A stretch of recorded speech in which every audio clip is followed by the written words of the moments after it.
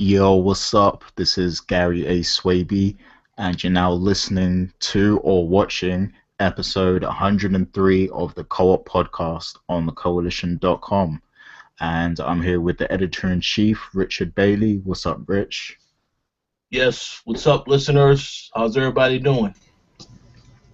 Doing good. And we're also here with Charles Singletary. What's up, Charles? What's up, everybody? Knights of the Turntable host representing. Cool, cool. And it's getting to that time of the year where it's Game of the Year season, and I believe next week we're going to be doing our Game of the Year show. So I mean that will be a quarterly report. So this might actually be the last co-op of the year. I'm not too sure, but yeah, we had to bring this podcast to you. We got lots to talk about to set the year out. A lot happened and everything. So let's get into it. Firstly, we'll start with what we've been playing. Charles, what have you been playing this week? I have been playing a lot of Drive Club. I have been playing a lot of Dragon Age, and every now and then I pick up Call of Duty and do a couple online matches. I've also been playing this game that we got for free on PlayStation Plus called, I think, Secret Poncho, which is like a top-down arena shooter kind of game. It's pretty cool. It's entertaining. You play with a bunch of friends or whatever. But that, and still working on starting the Banner Saga on PC, especially since the second one was announced. I want to hurry up and finish the first. But that's it. Cool. So, I mean, what do you think of Dragon Age? I mean, not Dragon Age, Drive Club. Sorry, because I saw you had a stream of Drive Club on Twitch. But like, what do you actually think of that game? Like, did you actually enjoy playing it? Yeah. The gameplay itself is really good. The racing is good. The tracks are good. The cars, it's not a very large selection of tracks. I mean, of cars, but it's cool. And it's really weird how they even unlock them. I do not understand that at all. But the foundation for this, but basically, like, looking at it as a new IP, which is what it is. The foundation is set. The style of racing, the graphics, all of that is set in stone. The presentation is horrible. Like the single player, like quote unquote campaign that you have, it's really just a menu of a bunch of races. There's no presentation truly there that pushes you to do it. It's just, hey, these races are there. There's no like narrative around you're a rookie racer doing this. Or anything of that sort, which, I mean, even Gran Turismo doesn't go too deep into a narrative, but it does have you, like, getting licenses and stuff, and you feel like you're part of a league. In Drive Club, I feel like I just walked on the track and grabbed a car and started racing with people. Sounds boring. It's fun. Yeah, it's fun. It would have been nice to have a bit more in-depth presentation and a little bit of a narrative in the single player, but it's fun. And playing it online, it runs well. Me and a friend of mine actually did some online races, and it runs well. And the whole thing with the crews and the points and all that, it is intriguing. It's not so.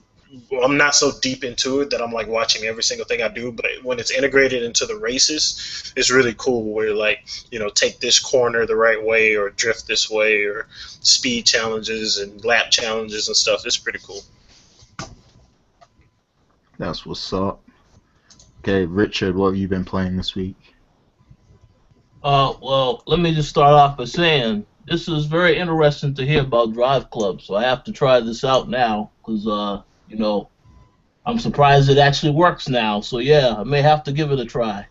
But to answer your question, I have not played that much because it's been a very busy schedule. There's quite a bit of events that working to set up, that involves us in some partnerships and stuff. But one game I did play real quickly though. I did go back through and play Wolfenstein, and I finally got a platinum for that game. So after getting the platinum and playing it through a second time, once again, I have to say that definitely was a surprise title of the year for me. Probably will not win any Game of the Year awards, although it definitely deserves some type of award based on the campaign itself. Because very much enjoyed the campaign. Whereas a game like Call of Duty, the campaign was awesome. I think you kind of somewhat expect the campaign to be somewhat decent. This was a game nobody was expecting anything from. So I have to give that a little bit more props in terms of the campaign. But aside from that, I haven't really had a chance to play anything else really. There's a ton of games that I got, that were on sale, but finding the time to actually play them. Schedules have been changing as of late, but I do hope to get back into playing some stuff this week, just to see how it is. I want to try out the Destiny DLC to see if I am somewhat redeemed after talking trash about the playing game, but we'll see. We'll see about that. But that's it for now, for me. All right. And myself, it's been a really busy week. I haven't really played much at all. The only things I played was Dragon Age Inquisition and Grand Theft Auto Online. Yeah, I actually did a stream earlier on Grand Theft Auto Online with Mr. Kennedy, so shouts to Mr. Kennedy. We had fun on there. But yeah, that's really it. I'm hoping to play some more stuff as we get into the Christmas holidays, because I brought Tales of Borderlands and Shadow of Mordor, and I plan on picking up Far Cry and some other games, a lot of other games that came out recently. So hopefully I'll be getting into those from next week or so, but we'll see. So with that being said, let's get straight into our topics. So the first thing I wanted to discuss was the Destiny DLC. I believe it's called The Dark Below, right? Yeah. Correct. Yeah, that dropped this week. And a couple of things with it. Firstly, I wanted to point out the fact that this dropped and it stopped people from playing the weekly nightfalls and stuff like that, which has always been a free part of the game for people to enjoy. But this DLC stopped people who didn't buy The Dark Below from playing Nightfall and these other weekly things. So that was kind of a big deal. Did you hear much about that, Charles? Yeah, I had mentioned it in conversation with a couple people recently, that they kind of hindered that, the progress of people. I wanted to do a react about it when I first heard about it because I felt like that was a big deal. Um, I can't remember what website had something about it. They were like, well, if this was part of the plan, they should have just made it known from the beginning. I still don't think it's okay for that to be the case. Like, it's one thing to have additional content that you charge for. It's another to have that content come out, and then the people that didn't buy it have a hindered experience than what they first started with. That's not cool in any way. Like in any shape or form. If I pay for a game, like don't and like MMOs, that like people can't even argue that MMOs do that. That's not the case. When an expansion comes out, you get that expansion and you have a lot of content to get. And if anything, you'll get some trickle down on some stuff, even if you don't get the expansion, because there has to be updates to the base game. But to completely just take away the option for that and to basically slow people's progress if they don't have the DLC, that's a bunch of horse shit. That makes me very concerned for the long-term plan of this game. Like if they're doing this to like kind of try to motivate people to move forward and get to that higher level and be prepared to go into the next one, like that's a heavy-handed way to do it, one, and it's a terrible fucking decision. Like y'all need to figure out another way to do it. There are way too many other online focused experiences that you can get some information from and figure out different models for how to play it. This isn't going to work. If you want this to be a long term investment with people, then there has to be a level of trust, and this completely just screws that. Yeah. But yeah, that's all I have to say about that. Yeah, I completely agree with that. And I mean, on top of that, I actually wanted to buy this DLC, but like, when it came out, I went on PSN. I saw the price, which is £20 here, and I looked at the contents. It was like, you get a new raid, you get some new strikes. I can't remember how many. You get some new missions, and there's new weapons and stuff. And to me, it was a bit like, yo, this doesn't even look like that much content to be, £20, to be honest with you. When you Mhm. consider that you can buy games over here for like 30 or £40, like £20 seems like a lot to drop on. Yeah, like I actually already own the DLC. I bought the edition I had. I got the limited edition when it came out. And I traded in my PS3 version to get the P, and I'm gonna buy the PS4 version. And the DLC does transfer between consoles. But I'm like, do I even care at this point? Like, I'm one of the people that have access to it, but if that's how the people are going to be treated, because I have access to both, like, whenever they put out the second one, I'll be able to get it too. But I'm like, if that's how you're going to treat people that play it, then I may not even want to continue to invest time in your game, basically. Yeah, I mean, I guess I just kind of expected this this expansion to be like a big deal. Like, I thought it was going to be a huge spectacle, like something. Yeah, I thought there would be a new planet. I mean, that already got debunked a while ago, but I just expected more from it, to be honest. And like now I'm, looking at the price and looking at the contents, I'm just kind of turned off playing it altogether. So, Oh, Yeah. especially with so much more games out right now. Yeah, whoa. well, if you hadn't bought it already, then I can definitely understand that because I'm like the amount. Essentially, I got it for like $10, or even less than that, technically. But looking at what you're paying now, nah, that it may not even be worth it, bro. Yeah. So, Rich, what's your thoughts on this? Because I know you were kind of down on Destiny a lot in the initial Well, stages. I did not. I must confess, I did not know. I did not hear the story about what you guys said, where it's now blocking content that used to be free. That is a major concern. Not only that, but I do believe that Activision has already made it very clear that there will be a Destiny 2, and therefore they're going to hold off. They've also said that you can transfer over. You'll be able to transfer over your character stats and all that other stuff over into the sequel. So I do believe that now this may be something that you can expect from future DLC expansions because they do not want to have too much content. They want to try to streamline the process and then eventually get you to get another game. But to hear this stuff I would like to question them as to what they were thinking when they made this decision because this is not this is not a good thing for those. Now I didn't get limited edition.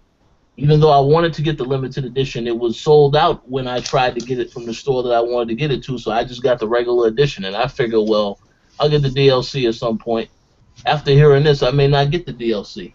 But we'll see what happens. I mean, I'm not really at a rank at a good level yet, anyway, to do any of the serious raids that are in the game. So you know, we'll see what happens. But yeah, this isn't good to hear for those that are fans. I do want to ask you a question, though, Gary. I thought you said Destiny was in your Game of the Year category. So now, where is it at now after this latest development? I mean, this is just the DLC we're talking about, and that it doesn't take away the initial experience I had with it. Actually, yes, it does. No, It but does. It yeah, literally does. Like I know what you're gonna you, say, but I'm not actually playing it right now, so it doesn't trouble me. But like, Uh, if I was playing it yeah. right now, then yeah, it would trouble me. But you can't ignore that because you haven't been picking up the sticks to play it though. Like it literally is taking away from the initial experience. If it hadn't, if the DLC came out and the DLC sucked, but it didn't hinder the original game, that'd be one thing. But you can't right now. You can't pick up the Destiny that you have and play it as you had it when you first bought it. You can't do that right now, and that should count for Yeah. something, especially going into Game of the Year conversations. No, you're right. You're right about that. But what I meant was like, it can't take back the moments I already had with the game initially, when it first came out and everything, because in my opinion, those were still some of the most fun times I had in gaming this year, playing Destiny, around those first 2 months when it came out. So, even though there's one bad DLC out now that doesn't offer much, I still hold that in high regard because there are a few months when I felt like there was nothing to play on my PS4. And, I picked up Destiny and, I enjoyed it. I enjoyed playing it for the 2 months I played it for. So for that reason alone, it's in my personal choice as, a nominee for Game of the Year. But, given this new thing, I guess you have to deduct some points from it. And, I'm not saying it is the Game of the Year because I already chose that. But, I'm just saying it for me personally, it's one of those games that's up there. Oh, I find that to be very interesting. But well, it's an unfortunate turn of events. I will hope that Activision is paying attention to this and they have an answer to rectify this situation, or rather, they just don't care if they don't do anything. But they better be listening to the feedback they're getting from this, because it's not good. Yeah, I mean, it should have been more. Like, it should have been something bigger. Like, they definitely should have added a new planet and stuff. I think they have new maps or something, right, for multiplayer. Well, I mean I haven't played it yet, but I have heard that I know when they had that leak before that it was pretty much the same planets. Not sure if it's any new locations in any of those planets. I would have to assume it has to be, but I don't know for sure. So we'll see what happens. I'm not sure why people still are stuck on the idea of them adding new planets. Like that was like that was something that was promised Yeah. before. Like it's weird that like that's been the conversation since the game came out. And I'm like, why? Like it'd be. I think they should open up more areas on the planets that they already have. But why are we so stuck on them adding a whole other planet? Like, why would they do that right now? I don't know. I guess when people think of Destiny, they think space and everything. So they're just like, you know, I we guess I want guess to that's true. we want to discover more planets. But I mean, speaking of discovering planets and stuff, No Man's Sky. We heard a lot about that game over the past week or so, especially at the PlayStation Experience event. And me personally, I haven't kept up with all the articles and everything that's come out afterwards. All I've pretty much seen is I saw the E3 footage, I saw the PlayStation Experience footage and stuff. But I still really don't know what exactly this game is, to be honest with you. And I know a lot of people are getting hyped and excited for it, but based on what's happened in the past and everything, I don't like to get too hyped for something without really knowing what to expect. And I saw a few headlines, in the news this week, like it doesn't have a traditional multiplayer and all this stuff. And from the comments I'm seeing, it's like people really don't understand what this game is. So, I wanted to ask you guys. I don't know if you guys have a better understanding. Should we be hyped for this game? And is it going to be as great as everyone's making it out to be? I mean, shouts to the team behind the game. I've got much respect for them, but what would you guys think of the game itself so far? You go first, Rich. Sure. So to answer your question directly, do I think it will live up to the hype? I do believe I believe that it will, only because of the fact that they have to really emphasize that there was only about 4 people that worked on this game. Now they probably have a little bit more people on staff, but still, it's a small staff working on a huge game that got a ton of attention ever since it was first revealed at VGX last year. Um, what you said about the multiplayer headlines, I do know a little bit more information about that. All they were saying is that it will not be the traditional multiplayer in a sense that you'll be able to be playing with friends. Like, you can play with friends, but they said it depends where the friend is at in the universe. They keep saying that the game is so expansive and huge that it will take you quite a while to find where your friend is at, because you will have to travel to different galaxies. You know, you have to travel all over the galaxy pretty much to try and get to your friend. So they keep talking about it being a huge game, expansive game, that it would take somebody, you know, a long time before they can actually get a platinum. This is something that they kept saying, and they're saying it on the Twitter account and stuff like that. It would take somebody a long time to beat this game. I don't 100% know if that's accurate to say it. I do believe that that is somewhat of a PR move to say that it is this expansive, because you know it has to have a limit as far as how it ends, unless everything is going to be very simple. You just go on a planet and it's just like a simple, beautifully designed planet. There's not really anything, just a bare environment.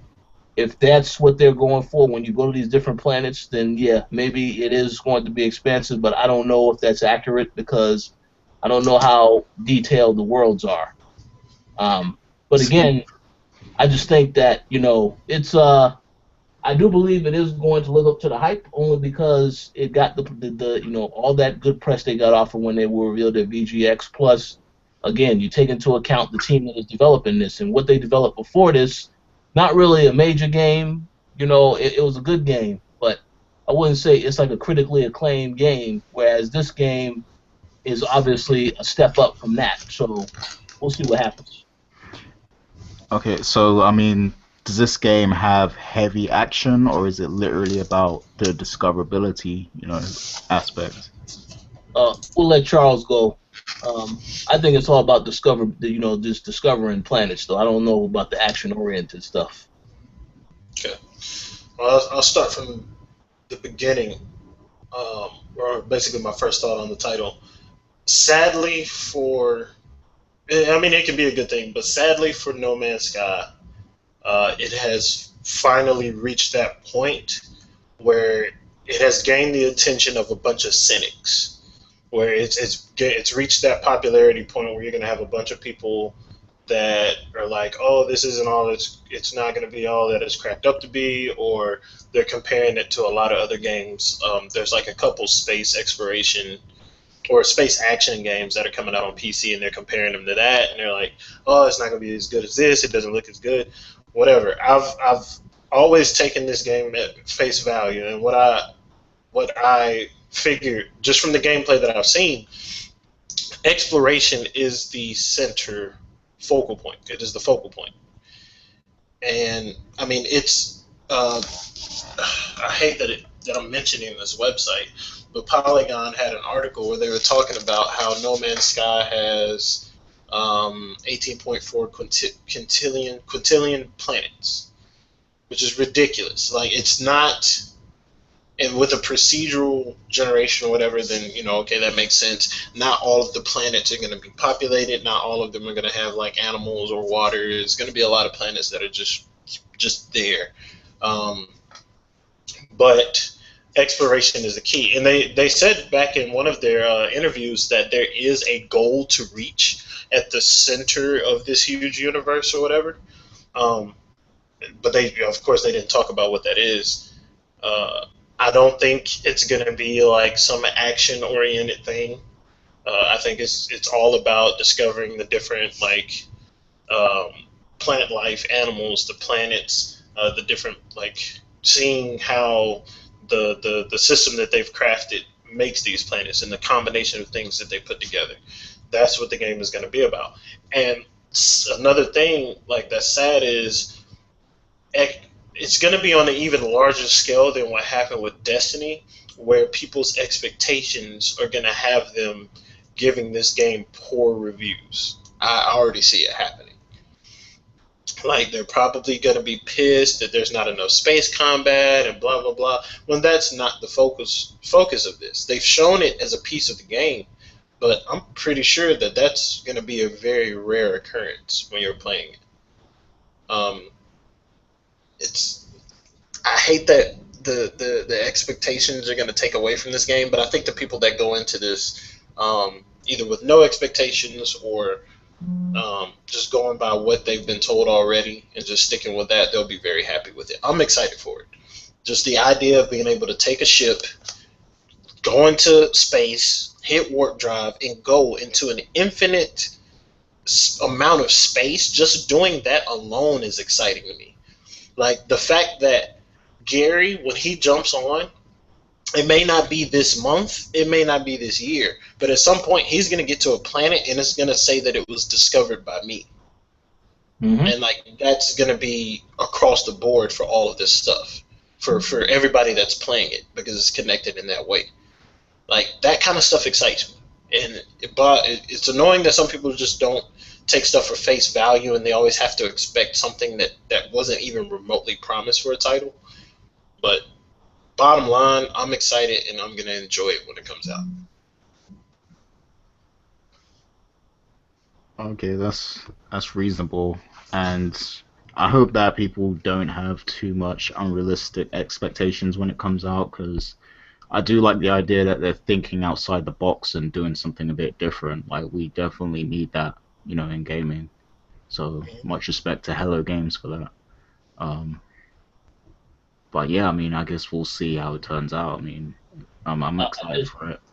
I just would like to say one thing real quick before you end this topic is I think that people have to know if they didn't learn from this year with the hype of some of these games, they got to keep their expectations in check. That this game, as Charles said, I think they've been pretty straightforward about what this game is based on the gameplay that we saw at the PlayStation experience. So I think people should just expect that. They shouldn't expect anything beyond that because this is not. They haven't showed anything else but that. But Exactly. we'll see what happens. Like they shown like in one of the new trailers, you see that there's like faster ways to travel with like the warp thing or whatever, and I'm like, oh, that's cool. Yeah. But of course, people are gonna be like, well, why can't you do this? Or can you go through black hole? Like, why can't you be excited for what you've been shown? Like, I don't know, man. I don't understand it.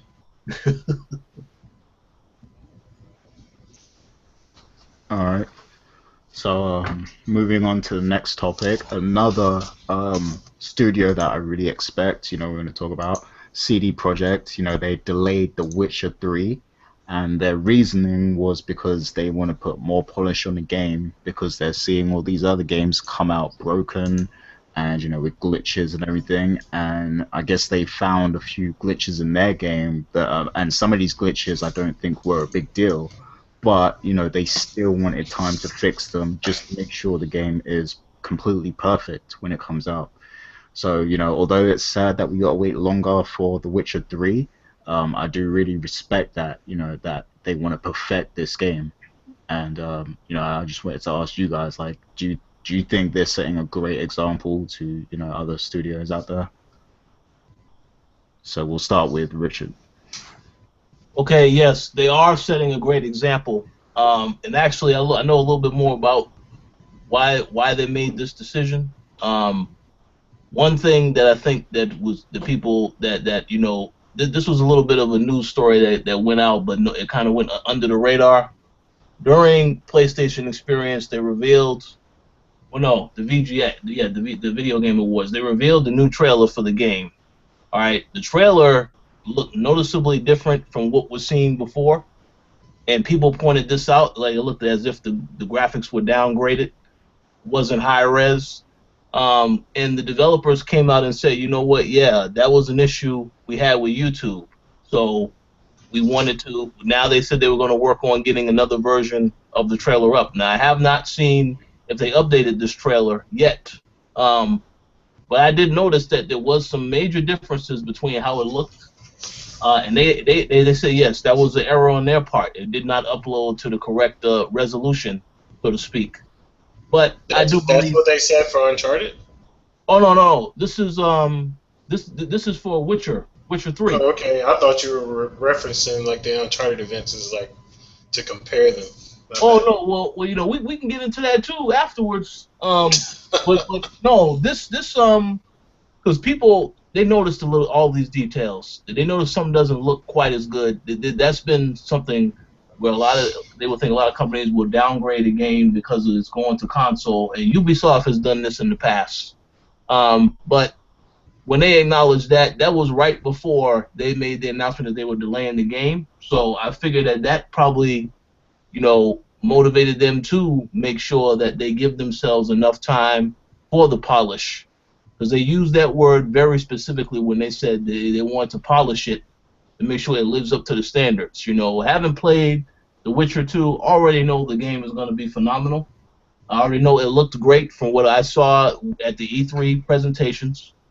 So, yeah, I'm totally fine with them taking their time. Plus, it gives others time to recover because originally this game was going to come out the exact same month as The Order 1886 and quite a few other games. So now it's coming out in May, which I think is going to be around the time that Mortal Kombat's supposed to come out. So, it's not bad. Two different games completely, but it's good that it's coming out later because it will give people opportunity to actually experience it and not let it get brushed to the side when they want to play other games instead of that. But yeah, what do you guys think? I'm actually glad that they delayed it. I mean, with the track record for big AAA releases in this past year, how could you not be glad that they delayed it at this point? Like, I don't care what game it is. Like, if you, I mean, it's annoying that they said that it took them seeing the other games for them to want to polish their title. I wish, in a perfect world, they should have already wanted to do that. That should have been, at the forefront. Like, I wonder, like, how we always get that games have gone gold or whatever, and we know that the release date, is coming up. Yeah. Maybe there needs to be a more strict, um, uh, basically list of stipulations before a game can go gold, because it's become too much of a trend in these big budget games for them to release. Not even some games are broken, some just have broken parts. But why can't you guys figure that out before you rush these release dates and put it out? I don't know. Suffice it to say, I'm happy. I'm happy that they did it. Plus, Richard 3 is a big thing, and that's their final game in that series. They're, I don't know if they're going to do spinoffs or not, but as far as this character in this trilogy, this is the end. So it needs to go out with a bang. Uh, Definitely, and I do believe it's going to be one of the best RPG experiences in a long time. Like, I think it will even top Dragon Age. Like, oh, whoa. just because. I mean, I beat The Witcher 2. I know what these guys can do, man. Like, they're incredibly talented, and man, this game just looks incredible from everything that we've seen so far. Me and Rich, we went to presentations at the past two E3s for this game, so there's a lot that we got to see, and like Skyrim, Dragon Age, like this game is gonna top them both. Like, I truly believe it. So yeah, Well, I would agree with that statement, but I have yet to play Dragon Age Inquisition, so I don't want to completely throw Dragon Age under the bus just yet. I will give an updated statement in 2015 and let you know whether or not. But I'm pretty confident that Witcher 3 definitely, because that's just a game that I prefer. Because once again, played the sequel, played the first one and the second one. So that kind of pretty much gave me I'm familiar with the characters, so we'll see what happens. To answer your question real quick about, I know Charles brought up why they I do agree that they do need to have something in place for deciding to make a game go gold. More than anything else, I think that a lot of these companies feel the pressure to get these games done because the consoles are out. And this is why a lot of these other games did not quite do quite as well this year. Watch Dogs, a game that was highly acclaimed. I don't care what nobody say. Everybody's saying, "Oh yeah, that game, you shouldn't be hyped up for that game." Come on, man. The way that game was revealed, and I'm gonna tell you this: when I went to E3 that year, that game was revealed, everybody was they couldn't stop talking about this game because of how it was revealed at the Ubisoft conference.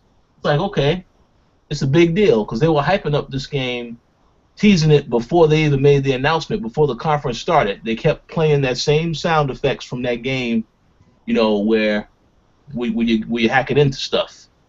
But yeah, I mean, it's just like the developers feel pressure to get this stuff done because they know the console is out. They got to sell copies. So hopefully, Witcher 3 will be the first game that gets it right, where they took enough time to work on the product, they get it done, they finish, and it's an excellent game. And other companies will follow suit, but they definitely need to take their time. Ubisoft definitely need to take their time because they should know from their stock dropping that they're making a lot of mistakes rushing games, specifically Assassin's Creed. So we'll see what happens. Yeah. All right, cool. So let's hop over to the next topic. So the MPDs came out, Uh-oh. and I actually didn't get to see them all yet when they came out. It was a pretty busy week, so I kind of missed all that. Or I missed all the commotions. I wish I saw the Skype chat when those came out. That would have been interesting. But yeah, the MPDs came out, so I'm gonna pass it over to Rich because Rich knows what's going on with the MPDs. So what happened, Rich? So,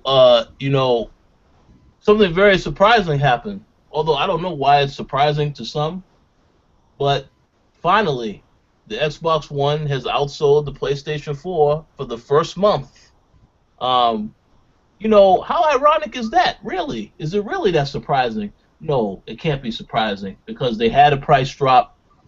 Microsoft continues to have price drops. I've still been getting emails about new deals that are in place. The system is on sale, and then people are giving away gift cards with the system, so on and so forth. So Microsoft, by dropping that price, they helped themselves out significantly. What I did notice, though, when it came to the software numbers, all right, now this is even more interesting and very surprising. So let me go ahead and start with number one, obviously. The game that sold the most in November was Call of Duty Advanced Warfare. Okay, as expected, right? However, the leading SKUs go in this order: from Xbox 360, Xbox One, PlayStation 4, PlayStation 3, and PC. So I find it very surprising that once again the 360, the top selling, sold the most copies of the game, which is pretty staggering. I thought that now almost everybody has a next gen console, but I guess not. But now continuing with this list is where it gets a little bit more interesting. Number 2, Grand Theft Auto 5. A game that, and then the way they did these numbers, PlayStation 4 sold the most, followed by Xbox One, Xbox 360, and PlayStation 3. I want to ask myself now, who was honestly buying Grand Theft Auto 5 on 360 and PlayStation 3? Why was those numbers included in this particular? It doesn't make any kind of sense to me, because I would think everybody's buying the next gen version, not the old versions of the game. Maybe. Well, they maybe probably still have to count it, even if it's only like 1 or 2 copies sold. Like, they have to have it as part of the record. Ah, okay. I got you. Oh, well, we'll see. We'll give them props. Okay, Super Smash Brothers was number 3. Most copies sold on the Wii U and the 3DS. That's a given. That was a game that, of course, I think came out right before Black Friday, and then I'm pretty sure Nintendo Wii U sold pretty well, which it did sell well this month as well. But yeah, that's pretty interesting. Now, okay, number 4, Madden NFL 15. Top selling version on Xbox 360, followed by Xbox One, PlayStation 4, and PlayStation 3. Not surprised by this because, this is a very popular game. I said this year I thought that they improved Madden a little bit with the defensive stuff, but still surprised that, again, 360 version is the higher selling of the older, instead of the newer consoles. But it is what it is. Number 5, Pokemon Alpha Sapphire on 3DS. That's self-explanatory. Number 6, very glad this game made the list, Far Cry 4. Top-selling version on PlayStation 4, Xbox One, 360, PS3, and PC. So this is a game that I wasn't expecting to be the top selling on PlayStation 4, but it makes perfect sense. Because I also bought it on PlayStation 4, so yeah, I totally understand that. Um, Number 7, Pokemon Omega Ruby on 3DS. Okay, followed by number 8, which is NBA 2K15. Again, top selling on PlayStation 4, followed by 360, Xbox One, PS3, and PC. Yeah, this game always sells well, so I'm not surprised by that. Now comes two games that I'm surprised they charted, um, which I find highly disappointing. Number 9, Assassin's Creed Unity. Okay, now this game top selling on PlayStation 4, Xbox One, and PC. This game, when it came out before about Ubisoft doing all this stuff about their little plans they made for release this game on these consoles without any reviews coming out. Yeah, they were totally banking on people just buying the game without looking at a review. And that shows the fact in this sales number, the fact that this game charted after all the issues it had after launch with the way the game was performing and stuff. Yeah, it shows that. Um, Now, of course, number 10, another game which I questioned, Halo Master Chief Collection is on here for Xbox One. While Now, why are you surprised by that? Well, here's the thing. While I'm glad that that game was on the list, the issues that that game has had with the matchmaking, the one aspect of the game they needed to get right, and they still got it wrong. To me, that is very, very. That's bad for Microsoft. I know Microsoft sold extremely well in November, but there is no doubt about it. I think that the fact that that game wasn't working when it came out, that had to impact the sales just a little bit. Because I know a lot of people would have bought that system for this game, but when they heard, oh, well, the online is not working, I mean, it's still not working perfectly either. They've released updates. Some stuff is working, but it's not all working the way it needs to work yet. So, and I think it's going to be an issue for them moving forward because now you got to think about how Halo 5 is going to be. Now, I know everybody is saying, well, Halo 5 is a different game, but you have to know from a consumer standpoint, the people who are looking at this game, they're going to be thinking, well, if the Master Chief Collection didn't work and this was an old game, why would Halo 5 work right out the gates? This is from someone who is not really informed about the franchise, but if they're looking at the track record of this game not working, they're going to be concerned about the next one. But I guess it is what it is. Again, I'm glad that it charted, but I'm not glad that with the technical issues in both Assassin's Creed and this game, I'm not happy with this not being on the list. And now I have to ask another question. Where is Sunset Overdrive? There's a couple games on this list that I'm surprised that they're not on here, but Sunset Overdrive, this was a franchise that I very much enjoyed the game. The general perception is that it's a great game. It's a fun game. I don't know if they counted of course there were consoles that had Sunset Overdrive. I don't know if those SKUs got counted, and they just didn't get recorded or what have you. But still, the fact that this wasn't higher on the list, I'm very concerned about what happens with this moving forward. But what do you guys think about the numbers so far in the games that did chart? Do you think that this list is pretty accurate? Wait, when did Halo drop? I believe it was it November 4th? No, November 11th. I believe it was the 11th, I believe. The same. I definitely expected that to be higher, to tell you the truth. Well, no, I honestly think word of mouth is why it wasn't higher, because people who had the game, they said it wasn't working. And then Bungie came out, no, not Bungie, 343 came out and said they apologized to the fans that it wasn't working. So that, again, while it was good faith on their part, that cannot mean good things for the game selling well on the system, at least not in the beginning. Now, once it works, it will sell more copies, but I don't know. I feel like they missed an opportunity here because Forza Horizon 2 worked perfectly. That is, I have to say, that's one of their best games this year.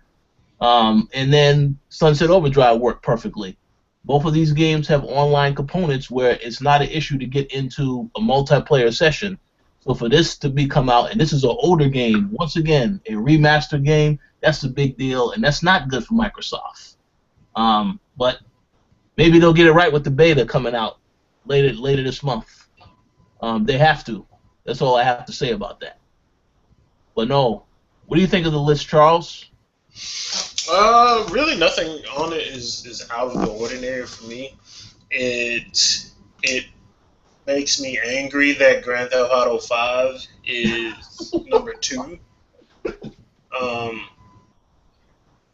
And if it were on the chart and the leading sales for it were on PS3 and 360, with PS4 and Xbox falling afterwards, I wouldn't mind so much because that's rational. You're playing the same damn game. But the fact that it sold better on the new consoles, even though it broke sales records when it came out on the PS3 and 360, so I know that a large percentage of these people are people that bought it again. Yeah, that frustrates me. But y'all know how I feel about re-releases and remasters, and like this wasn't even like better lighting, no additional content, no or heist. We still don't have heist, right? Nope. But yo, I Like mean, that joke isn't even funny anymore. Like it's been so long. Like they still don't have that. And what were you about to say, Gary? I'm not even mad at them, yo, because like I've been playing it and there's little subtle things you notice. Like the animation is a lot better. There's new animations, like on GTA Online, like your character will be in the car dancing and stuff like that. And I've never seen him do that before on the old generation consoles. Like it's like there's a lot of subtle new things in there that I've never seen before. I'm not paying $60 for first-person view and subtle animation fixes, bro. Uh-oh. I mean, hey, to each their own, but I think it's pretty good what they've done to it so far. I mean, it would be better with heists, of course, but Let me ask you another question. Why isn't Dragon Age on this list? Is Dragon Age never a top-selling game? I mean, Dragon Age has never been that huge. It's never been like on Mass Effect's level. Like, it doesn't have that same fan base. It's Okay. I think a lot of people are kind of turned off by how like narrative heavy it is and stuff, and I guess people were put off by the other game as well, Dragon Age 2. So I didn't expect that to be like a huge seller, to be honest, but it definitely still is one of the best games of this year. Period. See, here's the thing. I would think that because that game reviewed so well, that game it should have definitely been on this list at some point, in the top 10. But I guess no, Far Cry 4 I guess is a more popular game because of the momentum from Far Cry 3 still. So I guess. I mean, hey, look at the genres that are on this list also. Exactly. That's what I was gonna say. You gotta look at the other games on this list to realize the stuff people want to play. Like, I don't think people really want to play a 60-hour fantasy RPG. They obviously they want to play Call of Duty and Grand Theft Auto and stuff like that. And obviously Smash Bros and Pokemon, they have huge fan bases to where they're gonna chart no matter what. But yeah, all these other games on the list, it's like same old shit. So well, it makes sense when you look at it that way. It makes perfect sense. We'll see what happens. I'm glad that I was glad to see Far Cry on there. I'm glad to see Call of Duty is still on there, even though not really surprising. But yeah, some games I'm glad to see. Other games, I'm questionable about. But overall, the list is okay. yeah. So what about the hardware, man? Like, what's good? Well, here's the thing. I'm not really sure what the exact number is. I tried to look at the exact number overall. There was an increase in the sales. Don't really know what the exact number is, as I have been trying to find. It's a short percentage though, not by like they're not. PlayStation 4 still sold well. Okay, from what I understand, the Xbox One sold maybe about, I believe, 15% more than the PlayStation 4. So it was a bit of a jump, but not really, because the thing is this: you got to take into account. Microsoft has exclusives on their console this holiday season, whereas PlayStation does not. I mean, you could count Drive Club still to a degree, but the thing is, I find more interesting again. When you take into account these price points now, PlayStation 4 is the cheaper. Is a little bit more expensive, but not by that much, and yet it's still close in these sales. So I really do not know what Microsoft is. You really can't really gauge what Microsoft is, how well they are doing as far as sales are concerned. You know that they still have a lot of ground to make up. It was surprising that they didn't get a little bit closer in getting, with the sales from this holiday season. I'm not really sure if this number is going to taper after this month, because I don't know if Xbox One will again outsell PlayStation 4.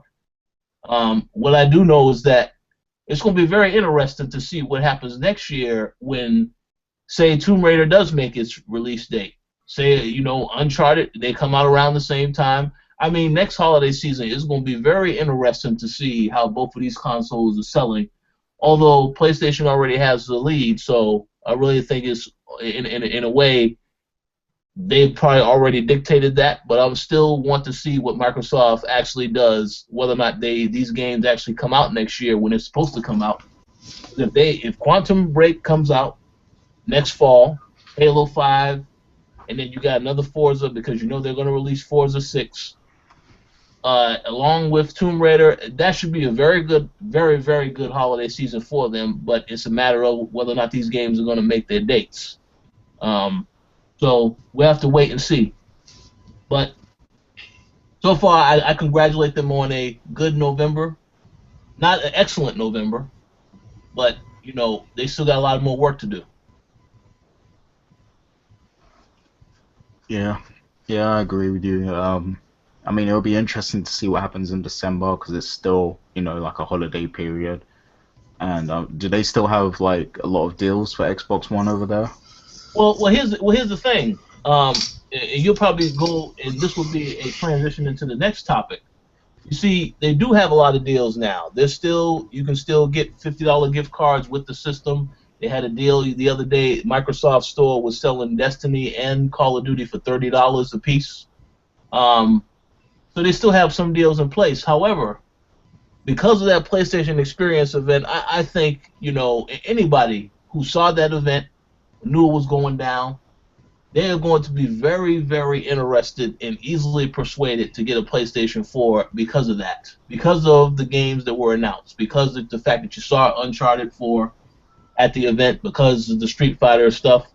I think people are going to be very, very compelled to say, you know what, I'm getting the PlayStation 4. Not just because the fighting game, Street Fighter 4, but because look at how many games they showed at that conference. And very briefly, I will say this before you move on to the next topic. Now, I did write an article on how Microsoft can respond to the PlayStation Experience. I think if Microsoft sticks to their guns with, like I said, if they make those release dates, they continue to support indies, then they will somewhat continue to do well, or at least get closer to where Microsoft is at. But I mean where PlayStation is at. But I do not know if they are going to ever be at the same level as PlayStation, because of that event. A lot of people don't want to make a big deal, but they showed a wide range of things at this event. They showed that they were supporting the Vita, even though I said before the Vita, I'm still not impressed with that device. I'm not impressed with the lineup that they had. I still think, though, the fact that they acknowledge it show you that they're working on it, which they needed to acknowledge. But, again, they showed a lot of things on that console that would cater to all types of audiences. So Microsoft got a lot of work to do if they are trying to, unless they just specifically want to go after the fans that are into Halo and stuff like that, then yeah, they stay in that lane. But if they are trying to really compete at a higher level, they have to show that they are supporting a whole bunch of stuff on that console. Increase the indie presence for sure, but they got a lot more work to do across the board. So we'll see what happens. It's gonna be interesting. Just a random factoid. Yeah. A very strange business decision that is so incredible on paper, but it hasn't happened, and it's really weird that it hasn't happened. Final Fantasy VII remade on the Vita exclusively. Well, like that, it just makes so much sense to me because they need the Vita to sell. They know that that game will print money, and they know that people will buy that console for that game. Yeah. I don't know. I just wanted to throw that out there. Square Enix, if you're listening, Sony, if you're listening, or hey, maybe that'll come out in the leaks of all of Sony's info. That might have been something that was in there. Yo, I'm sorry to tell you, but the Final Fantasy VII remake is never happening, man. Well, you know what? I'm glad you brought this up because I have to mention this very very quickly. I have to have a question for Charles, for both of you guys actually, pertaining to this game. Now I did see what was written about this. The fact that they trolled the fans, which I completely agree, should not have done that. But let me ask you a question. Would you rather they take the time to work on a remaster or finish Final Fantasy 15? Me personally, Yes. I'll take that remaster, bro. I'll do the opposite. I want 15. Like I don't even. Now I'll tell you why. Remake. I don't want the remake, man. Like I'll tell you why. Because in the perfect world, if things are going as we think they are behind the scenes, we'll get either one of them, right? Yeah. So I want the remaster first because, like 15, it looks great. Take your time making it. Take your time finishing it. Like 7, I feel like it's been in development long enough. And like people say, well, they said it would take 20 years and blah blah blah. Why?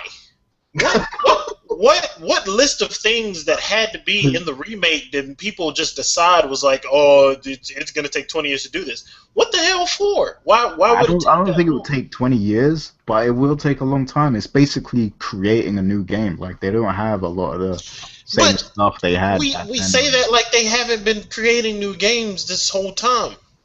Yeah, but it's going to take years for that, and I don't know if they want to invest money into an old Final Fantasy when they could easily do it for a new one that will still sell regardless. Incorrect, because they know, like Square Enix is a business. If we didn't know that, look at how many fucking remasters of 10 we're getting now, and the fact that Final Fantasy VII original port has been released on every console. Then look at the deal they made for Tomb Raider. Like, it's a business. So if you have a game that you know beyond the shadow of a doubt, like one of the arguments we made about Tomb Raider going, timed exclusive, with a certain amount of money getting paid, it takes out the whole question of will I get this many sales, right? Because they have this guaranteed money. If, like, other than, like, Shenmue isn't even on this level. Final Fantasy VII is guaranteed money. Period. It is, but let me ask you something. If they remake that game, would you be happy if they remade it in the engine they're using for their new games, or like would you want the battle system to be turn-based again? Like, I'm perfectly fine with it being turn-based. Well, they're not gonna make it turn-based because you know what? They're going in a different direction right now. They're doing okay. First off, you can't claim that because Final Fantasy 15 is based on Versus 13, which was completely different in the first place. We can't sit here and assume that is the direction Square Enix was going in. They've said it though. They've actually said that the direction they want to go in is more real-time focused than turn-based. Like they said, 10 was really like the last turn-based game they wanted to make. Well, They've actually 12 stated. wasn't. Well, 12 was kind of turn based, but it was kind of real time also. Like, okay, they're going real time, right? 13 is not a very old game, and that one was turn based. And if they've Yeah, but been developing, it wasn't fully turn-based. It was kind of like I don't know what you want to call it, no, but it was. I mean, it was just as much turn based as 12 was. It was still turn yeah. based. And but the thing is, like, do you think that they all of a sudden, if it takes 20 years to develop this game, that they stopped what they were doing before and have decided to bring it into the engine that 15 has and the style that 15 has? Do you think that is true? Do you think that that is what they would do, or do you think they would stick with what they've been developing this whole time? I think that I mean we don't know that they've been developing it already, but I do think that if they did make this remake, it would be in the same engine they're using for their current games because they don't have the money and the budget to create like another engine just for a remake. But with that same statement, they don't have the money budget to switch the engines either. So Mm. you think it's already in development? Yeah, it would have to be. If it's going to come out at all, it's already in development. I If mean, who it's said it's not in gonna come out development, it's soon? not going to happen at all. Who said it's gonna come out soon? Like they could have. No, I'm not saying it's going to come out soon. It's definitely not going to fucking come out soon. But what But exactly makes you think? if it's What exactly makes you think that it's in development already? because I can't consciously believe that they would do what they did on that stage without a huge appeasement to fans in the works later on. Okay, well, even if it is in development right now, I would assume that it's been in development for, the past year or maybe 2 years, and which means Why only that long? they're probably still using that engine. Why would you say only 2 years? Because I just don't feel like they like they were when they were creating the 13 games, they wasn't in the frame of mind that they wanted to make a remake. Like they wanted to focus on 13. They wanted to they liked the Lightning character. They wanted to keep making those games. And as you say, the 15 was supposed to be part of this whole 13 world too. So that was their primary focus for a very long time. Obviously, the popularity started to decrease a little bit, and that's when they started to slowly get more conscious about what the fans want. And it was really within the past 2 years or so when they really started to get on the ball and start um, considering what the fans are saying to them and everything.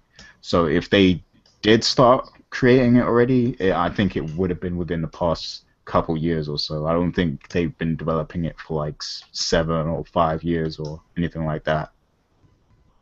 So, with your mindset that it's going to take 20 years, I don't think it's going to take 20 years. you did say that though. No, I said I don't think it's going to take 20 years.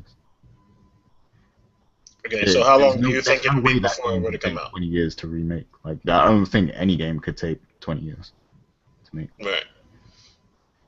Okay, well, never mind. Because I totally thought I heard you say that you thought it would. But, alright. Wait a second. I have to interject here for a second. You said that there will be no game that will take 20 years to make. Well, except Two Worlds 2.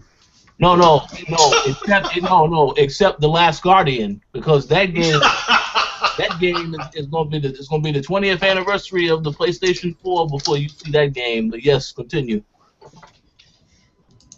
I got nothing else to say about it. If it comes out, I don't care if it's real time fighting or it's turn based. It just needs to happen. Yeah. Simple as that. But yeah, I mean, we gotta have a discussion about that Final Fantasy stuff though. But we'll save it for another show. Yes. Well, so yeah, moving on.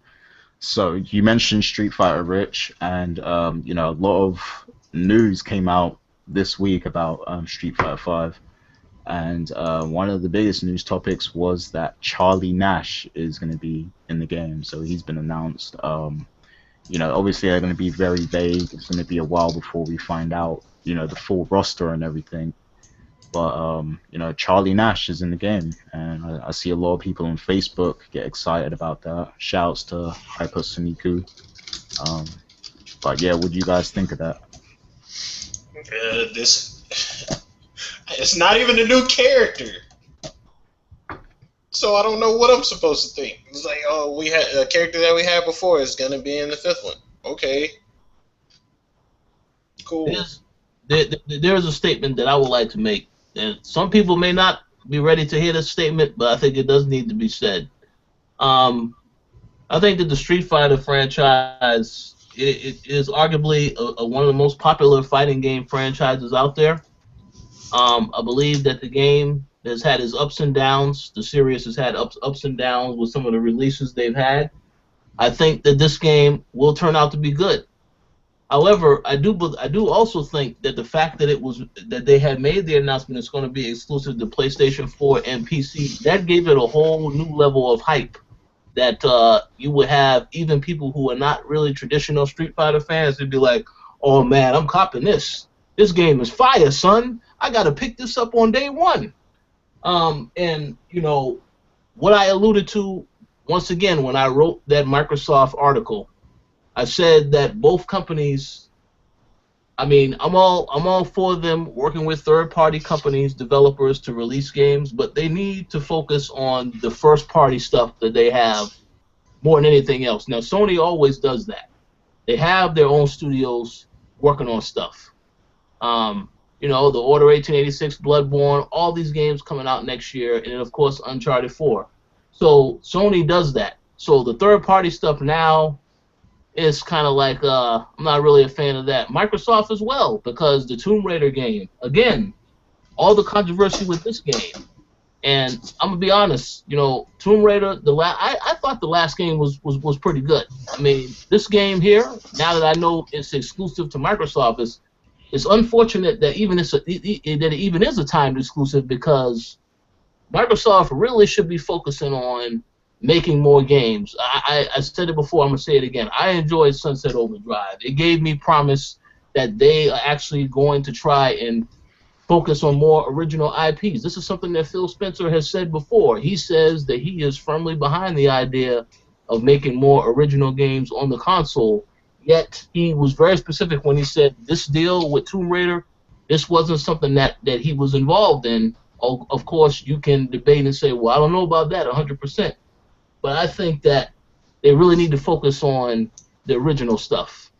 Scalebound is another game they got coming out. I mean, I don't know anything about half of these games. Phantom Dust, all these games, the older stuff, totally fine. But they need to focus on that, because people need a new experience. You don't want to create a game that a whole audience may want to play, but now they got to buy your console to play it. I mean, I know it's all business at the end of the day, but I just think that, I would have a lot more respect for all companies if they just focus on the exclusive games. You don't need to worry about this third-party stuff. Especially if you have the people capable to make these games. But that's just my opinion on the whole situation. Do I care about Charlie Nash? No, I don't care about any of these characters. But we'll see what happens. The game is going to do well. There's no doubt about that. These fighting game fans love this stuff. They're going to pick it up no matter what. I'm pretty sure I hear Michael A. pulling up to his nearest Best Buy or Toys R Us or GameStop to pick up this PlayStation 4. But to me, it's like it got to be about more than just the third-party stuff. But that's my personal opinion. Yeah. So, I mean, what's this about this 500,000 prize? Is that for the next tournament or next year or what? Yeah, I think that's for the next tournament. So that means it's coming out before then, right? Well, yeah, I believe it is. One thing about that amount is that Sony is made it very clear that was a prize that they was making possible for people. So that has led to some people speculating, well, now you have an idea of how much they invested into this game, but I don't really know. I'm not really sure about that because they've already said that they were developing the game. They are working closely with Capcom to develop the game, so they're really behind this whole thing with Capcom. Um, you have to give them props for that. Smart business decision for Capcom to finally, they'll probably sell a lot of copies of that game. Well, no doubt about it. But of course, when Super Street Fighter V comes out on all consoles, it's like, okay, well, whatever. It's sell well on those consoles as well. Um, but yeah, that 500, that prize money is crazy. All I need of that, just give me 50, I'll be straight. I don't need all of that, but give me 50 and I'll be good. I'll campaign for Street Fighter V all day if they send me that money. So is this prize is for Evo, right? Um, Or is it something separate? I think it's for Evo. My understanding is that was for Evo. yeah, I the would tournament stuff. assume it is. Yeah, the tournament stuff. That's exactly what it is. Yeah, that's definitely a big deal, man, because that's gonna ensure that people stay playing the game on PS4, like, because I mean, when you've got a community dedicated to a game like that, like they're gonna be on their hard body. So That's so right. they're being real strategic with this one. I gotta respect it. I got respect for it. But I do have to say this. Um, as I said before when I started this conversation, Street Fighter 4 is very popular. But I'm sorry, man. The game I'm looking forward to next year is Mortal Kombat because the way that game was revealed, all the stuff, that's the game that I'm looking forward to. I mean, I've always been more of a Mortal Kombat fan than Street Fighter.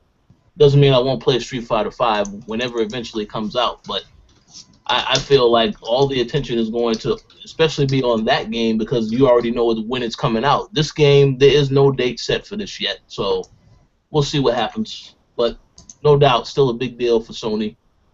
So congrats to Capcom and Sony for working together on this, making history, so to speak.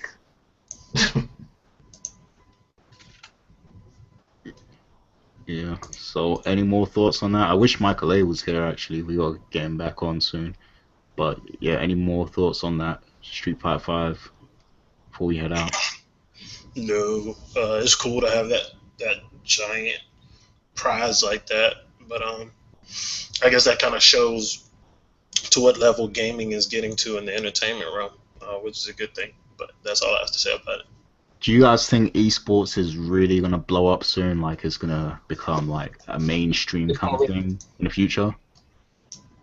I I mean, it's already kind of there for the most part. It's just they need more games. Like the games that are in that realm are huge, yeah, and in other countries it's huge. We just need more games to embrace that because like League of Legends, Dota, Street Fighter, StarCraft, all those types of games, they're huge. Just need more. Yeah, I agree. All right, so I guess we're gonna see what happens. We're gonna discuss Street Fighter 4 a lot. Like I'm sure there's gonna be a lot more stuff that comes out. So yeah, look forward to that. That's all our topics for this week, though. Next week we will be doing our Game of the Year discussion and quarterly report. So look out for that. That's going to be crazy. Look out for all the nominees and everything on the website. It's going to be posted up this week, so definitely check all that stuff out. So we're going to get to final thoughts, and then we're out. Charles, what's your final thoughts? Stop hating on indie games.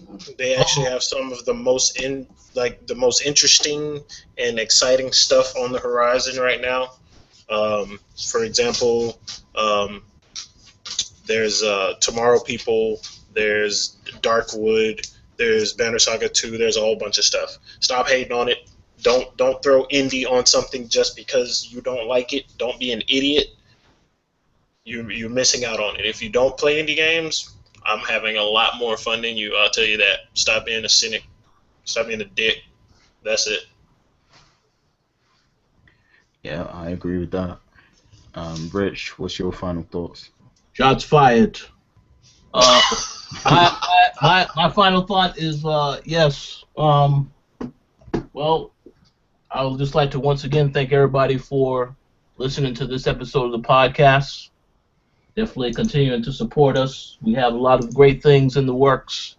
We do have the Game of the Year podcast coming up next weekend, so you might want to check that out because there's gonna be a couple of bombs dropped in that podcast. But yeah, aside from that, just hope everybody having a very good holiday season thus far. For those that are out there shopping, still looking for deals. A lot of deals around, so keep your eyes peeled for that type of stuff. Um, that's pretty much it. Just enjoy playing games and having a good time. Getting ready for the year to be over.